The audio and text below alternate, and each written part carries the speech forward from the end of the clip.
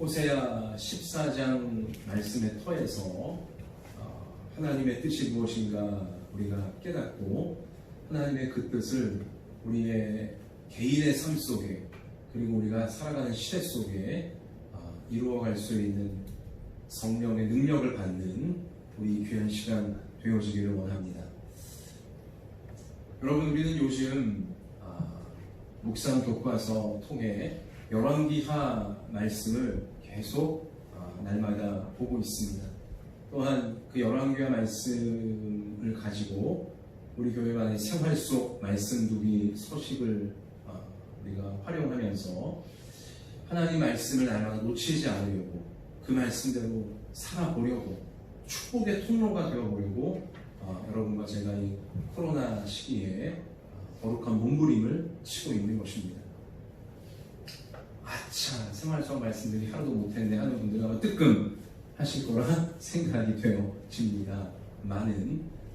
그러나 여러분과 저 모두 우리 성도님들 자녀들 모두 하나님 말씀 붙잡아야 되는데 내가 하나님 자녀인데 내가 예수님의 제자인데 내 말씀 너무 놓치고 있구나, 말씀 꼭 붙잡으리라, 이러한 마음속 중심 우리가 다 가지고 있으실 거라고 확신을 합니다. 요즘 열왕기하 말씀을 보면 북쪽 이스라엘 나라가 결국은 멸망하게 되어지는 처연한 너무 불쌍하고 무서운 이제 역사적 사실들을 살피고 있습니다. 여러분, 오늘 이러저러한 이제 기사를 보신 분들 가운데 혹시 이런 기사 본 분이 있나 모르겠는데요.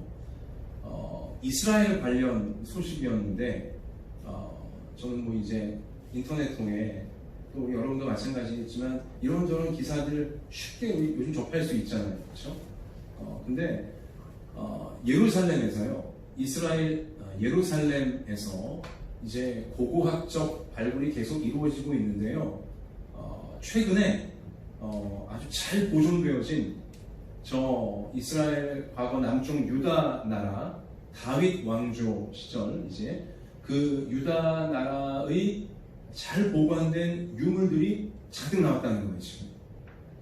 그리고 당시 유다의 왕의 어의, 왕의 도장이 찍혀져 있는 물품들도 상당수가 나왔고, 그래서 이 지점은 왕에게 진상되어지던 이제 백성들의 귀한 물품들을 보관하는 공납처였구나라고 추측이 되어지고 있다는 거예요.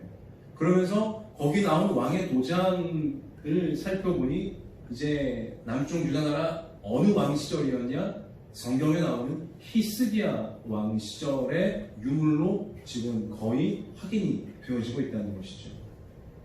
여러분, 우리가 요즘 보고 있는 이 열왕기, 이 말씀, 그 구약 성경, 저 하나님이 선택하신 한 나라, 모든 나라들의 대표로 먼저 선택하신 나라 이스라엘의 성경 역사가 여러분 실제 세계사입니다. 우리 그러한 증거들이 계속하여 지금 발굴되어지고 있는 과정들이라는 것이죠. 자, 히스기야 고가 남쪽 유다의 왕으로 서기 직전 이미 북쪽에 있는 히브리 민족 북이스라엘은요, 아수르에 의해서 멸망을 당해버리고요 말았어요.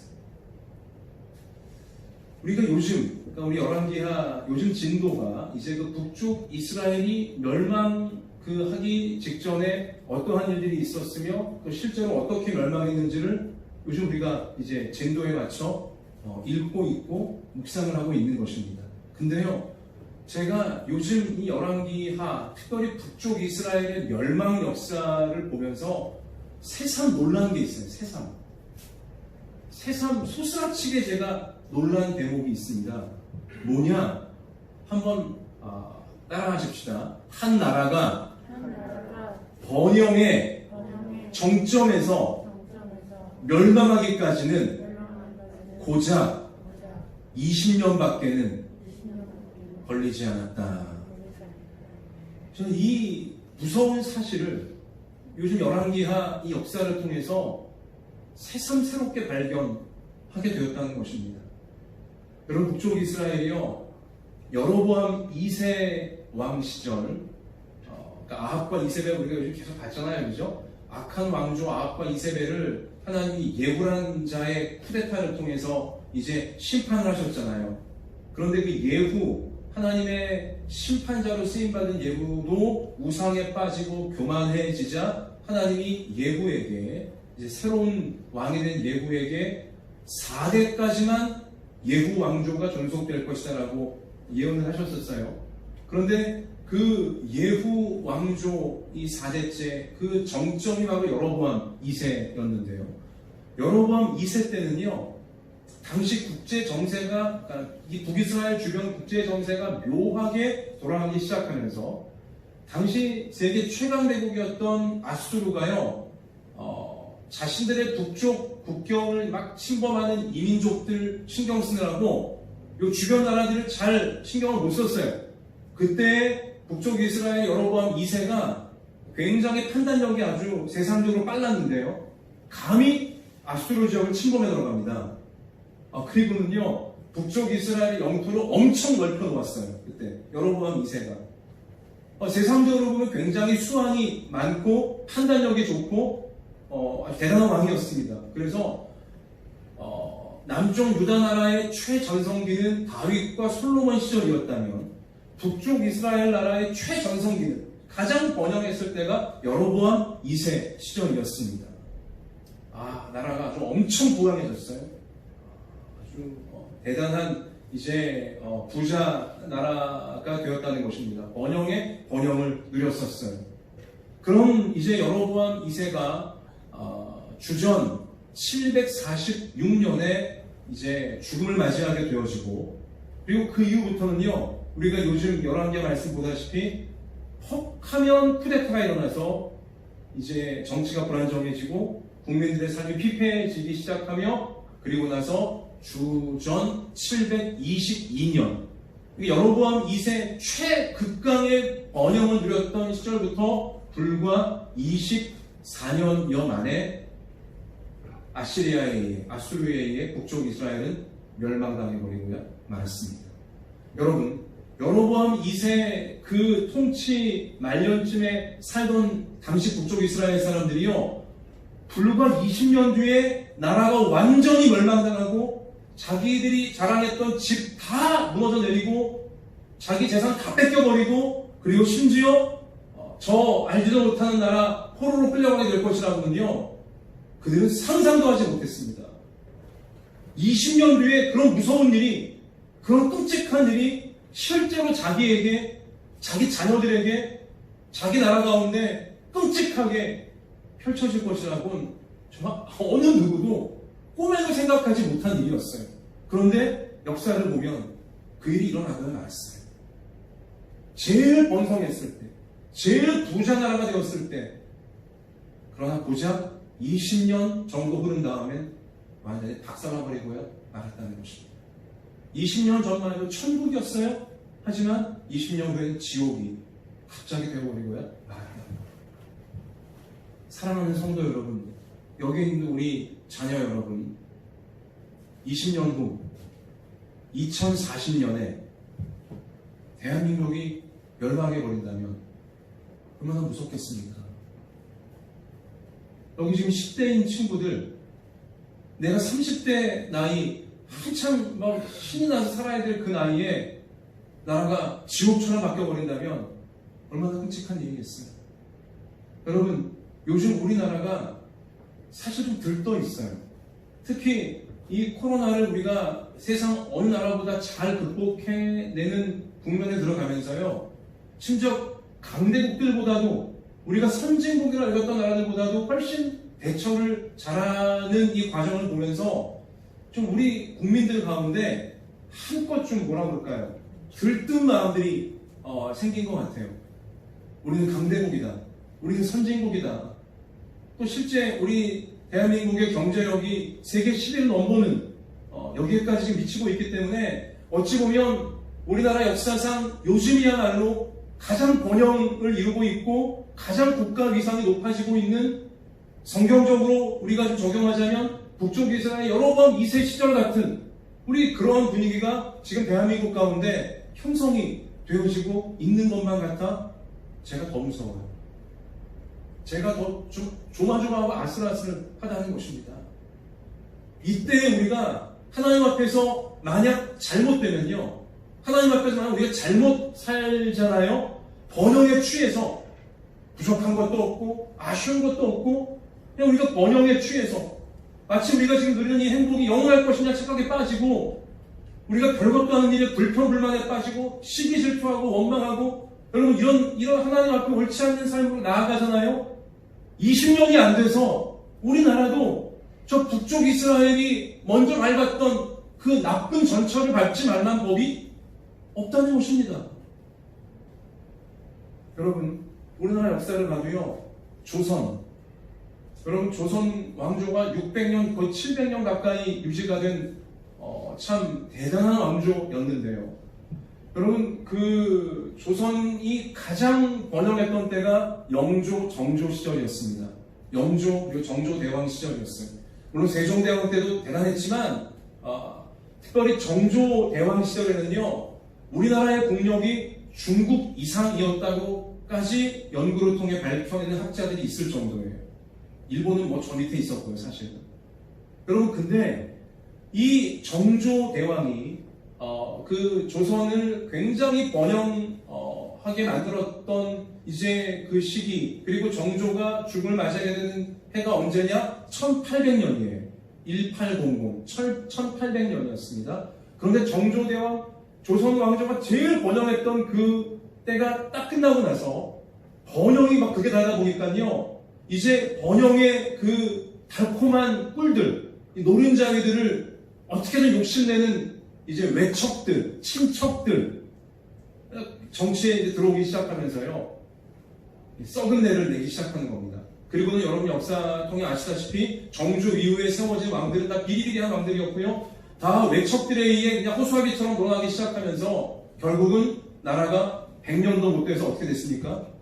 일본에게 멸망당해버리고요 말았어요. 보세요. 나라가 멸망당할 때 보면요, 뭐 늘 못 살다가 그냥 멸망당하는 게 아니에요. 번영될 때가 제일 위험한 때입니다. 번영될 때 모든 게 풍성해지고 여유가 있어지고 잘 살게 되어질 때, 그때 그걸 잘 지키지 못하면, 하나님 앞에서 올바름을 지키지 못하면 어떻게 되어져요? 불과 100년이 안 돼서 북이스라엘 같은 경우는 불과 20년 만에 너무 좋았던 시절이 와장창 박살나며 끔찍한 지옥문이 실제 열려지고야 만나는 것입니다. 이 사실 우리가 진지하게 우리가 마음속에 새겨야 됩니다. 제가 요즘 열왕기하 말씀을 영상 예배를 통해 밤에 만드는 새 아침, 수요일과 금요일 여러분 아마 계속 영상으로 같이 오셨을 텐데, 이 열왕기하 말씀을 제가 설교하면서 사실 이러한 이 말씀의 사실 때문에 굉장히 제가 무서웠어요. 사실 너무너무 좀 조마조마한 마음이 들고 긴장이 확 되더라고요. 그럼 2040년 멀지 않았습니다. 제 아들과 딸들이, 우리 교회의 아들과 딸들이 한참 멋있게 살아내야 될 20년 후가 엉망진창이 되어버린, 아니 엉망진창 정도가 아니라 나라가 멸망해버린다면 이거 우리 어떻게 되겠습니까? 여기 있는 우리 젊은이들, 청년들, 고등학생, 중학생들 어쩌면 정신 똑바로 차려야 됩니다. 내 인생의 앞날이 내가 지금 새파랗게 젊었다고 해서 뭐 내 인생의 앞날이 그냥 쉽게 당연히 잘 열리고 이런 게 절대로 아니라는 것입니다. 하나님 말씀 앞에서 올바로 서지 못하면 20년 후 내 인생에 한참 꽃 피어나야 될 그때에 정말 잘못될 수도 있다는 것입니다. 우리 성경을 거울 삼아서 우리 앞날을 잘 준비해야 돼요. 내 개인의 앞날, 부모로서 내 앞날, 자녀로서 내 앞날, 그리고 교회의 앞날과 우리 국가, 우리 조국 대한민국의 앞날을 우리 번영으로 지금 들떠있는 듯한 이때에 정말 정신 우리가 똑바로 차리고 잘 지켜내야만 된다는 것입니다. 하나님이 원하시는 축복으로, 하나님이 원하시는 하나님의 나라를 닮은 나라로, 우리 그러한 인생들로 우리가 이 번영되고 있다는 이 시대에 정말 그 길을 선택하고 그 길로 만들어갈 수 있는 우리가 되어져야 할 줄로 믿습니다. 자, 여러분들께 이 시간 질문을 합니다. 우리 젊은이들, 또 우리 그리고 젊은이들을 자녀로 두신 우리 어르신분들, 부모님분들, 20년 후에 내 자신과 내 자녀들, 그 인생이 짓밟히고 있는 인생이 되고 싶으세요? 꽃처럼 아름답게 피어나는 인생이 되고 싶으세요? 전자예요, 후자예요? 후자가 되어져야 돼요. 또 20년 후에 여러분과 저, 우리 자식, 우리 자녀들, 우리 교회, 우리 나라 꺾여진 상태가 되기를 바라십니까? 우람하게, 튼튼하게 세워져 있는 상태가 되기를 원하십니까? 꺾여져 있으면 안 돼요. 더 튼튼하게, 지금보다 더 튼튼하게 세워져 있어야 할 줄로 믿습니다. 20년 후 우리 인생이 쪼그라들고 빈약하고 메말라지기를 바라십니까? 풍성해지기를 바라십니까? 당연히 우리 풍성해져야 되는 거예요. 오늘 호세아 14장이 어떻게 하면 그렇게 될 수 있는지를 우리 가운데 말씀을 통해 분명히 알려주고 있다는 것입니다. 제가 왜 오늘 호세아 이 소선지서 말씀을 설교하는지 여러분은 짐작하셔야 돼요. 왜냐? 북쪽 이스라엘, 요즘 우리 11개 말씀 보면 북쪽 이스라엘이 멸망당할 때 마지막 왕이 이름이 뭐였어요? 지난 수요일 밤만세 영상 예배에 참여하신 분은 알 텐데, 그죠? 북쪽 이스라엘 마지막 왕, 멸망 당시 왕 이름이 뭐였습니까? 왕이었어요? 힌트. 우리 오늘 본문 선지자와 이름이 똑같아요. 뭐였습니까? 호세아였어요. 호세아라는 왕 시절에 북쪽 이스라엘이 멸망당했어요. 강대국 아수르에 의해서, 세계사의 아시리아에 의해서. 여러분, 그런데 북쪽 이스라엘이 멸망당하는 그 처참한 시절마저도요, 하나님은 선지자, 당시 그 우상숭배에 빠졌던 악한 왕 호세아와 똑같은 이름의 선지자 호세아를 세우셔서, 물론 당시 호세의 나이는 굉장히 연로한 나이였지만 이 연로한 선지자가 끝까지 하나님 말씀을 선포하도록, 그래도 그들이 하나님께 돌아올 수 있는 기회를 놓치지 않도록 계속 선포하셨어요. 여러분, 호세아 이 말씀은 대단한 말씀입니다. 여러분, 만약에 제가 북쪽 이스라엘이 멸망당하던 그 당시에 선지자로 부름받아 말씀을 전하는 위치에 있던 자였다면 과연 호세아처럼 할 수 있었을까? 전 자신이 없어요. 여러분, 나라는 완전히 엉망이 되어 있었어요. 멸망당하기 직전 이제 그동안 쌓였던 모든 악으로 인하여 나라의 꼴은 이미 말이 아니었어요. 너무너무 끔찍한 타락과 너무 끔찍한 부정부패와 탐욕과 이기심과 거짓과 모든 악한 것들이 나라에 대한 바글바글했었습니다. 보세요. 정치부터가, 이렇게 앞장서가는 정치부터가 어떤 그 노른자위, 달콤해 보이는 거 있으면, 돈 많이 벌 수 있고 대단해 보이는 거 있으면 특권을 사용해서, 지위를 사용해서, 권력과 힘을 사용해서 약한 자들 막 다 짓밟아 버리고, 자기 경쟁자들 다 그냥 감옥에 쳐넣거나 죽여버리고, 정치인들부터가 그렇게 왕의 친척이라는 이유로 왕의 사돈과 팔촌이라는 그런 걸 등에 업고서는요, 그렇게 다 자기들끼리만 해먹고 있었습니다. 그렇게 정치인들이 그러고 있으니 그걸 보면서 국민들, 대부분의 평범한 백성들이, 야, 하나님 믿어봤자 소용없구나, 지금 하나님이 중요한 게 아니구나, 도덕, 양심 이런 게 중요한 게 아니구나, 당장에 돈이 있어야 되고 힘이 있어야 되고 이런 거 없으면 큰일 나겠구나, 내가 내 앞길 챙기지 않으면 큰일 나겠구나, 이런 생각이 가득해져 버리는 거예요. 모두가 모두를 상대하면서 경쟁만 하고 뺏어가려고만 하고 그런 국민들이 되어버리고요, 망했다는 것입니다. 어떻게든 힘 있는 자편에 줄을 대보려고, 돈 있는 자편에 줄을 대보려고, 권력자 줄을 대보려고, 정의건 의건 사랑이건 이건 다 저 찝던 껌만도 못해진 그런 세월이었어요. 그런 상태였습니다.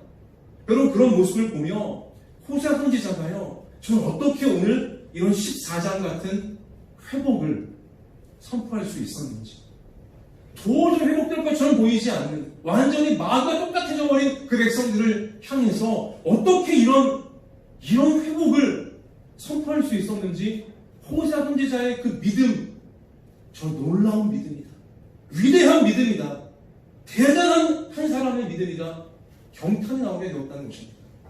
여러분, 정말 마귀와 똑같아져 버린 북쪽 이스라엘이었거든요. 지옥에 10번 가도 그냥 당연한 우리 그런 수준의 사람들이었어요, 당시에. 근데도 지금 호세아 선지자가 뭐라고 선지서에 자신이 기록한 성경의 이 마지막 14장에서 뭐라고 지금 회복을 선포하고 있습니까? 우리가 다시 확인해 볼까요? 자, 여러분 4절 가서 보세요. 4절 우리 한번 4절부터 한번 같이 읽겠습니다. 내가 그들의 반역을 고치고 기쁘게 그들을 사랑하리니 나의 진노가 그에게서 떠났음이니라. 내가 이스라엘에게 이슬과 같으리니 그가 백합화같이 피겠고 레바논 백향목같이 뿌리가 박힐 것이라. 그의 가지는 퍼지며 그의 아름다움은 감람나무와 같고 그의 향기는 레바논 백향목 같으리니 그 그늘 아래에 거주하는 자가 돌아올지라. 그들은 곡식같이 풍성할 것이며 포도나무같이 꽃이 필 것이며 그 향기는 레바논의 포도주같이 되리라. 아멘. 마귀와 똑같이 살고 있는 타락의 끝장을 보여주고 있는 그들, 심판을 당해도 마땅한 그들을, 그 상태를 보면서도요, 제가 설교 중에 말씀드린 것처럼 너희들이 꽃같이 피어날 것이다. 짓밟히지 않을 것이다.